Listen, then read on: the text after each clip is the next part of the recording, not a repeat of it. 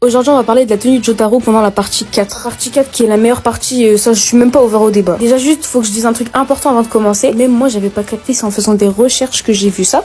La tenue de Jotaro pendant la partie 4, elle change 3 fois. En premier, on a sa tenue de base. Après, ce qui le différencie encore, c'est encore la casquette avec le J et le O qui est en forme de cœur. En fait, cette tenue, elle ressemble beaucoup à celle du début. Sauf que elle, dans cette tenue-là, et bah les couleurs elles sont largement plus soft et tout, c'est moins agressif. Je dirais que sa tenue elle représente bien la partie 4 parce que la partie 4 au-delà des les openings et tout, jamais de la vie, tu te diras. J'ai pas envie de vous spoil mais pour ceux voilà, vous avez compris Kira et tout. On continue et le motif qui est sur la ceinture de Jotaro, elle se retrouve sur ses manches aussi. En fait, la première tenue de Jotaro, elle faisait ressortir la ceinture avec la couleur noire et bah celle-ci, elle la ressort avec les couleurs qui sont plus claires et avec des petits détails par-ci par-là. Moi, je trouve que c'est mieux comme ça. Après, peut-être c'est ma préférée, mais la première ce sera toujours la plus iconique. Après, la palette utilisée, elle est assez variée.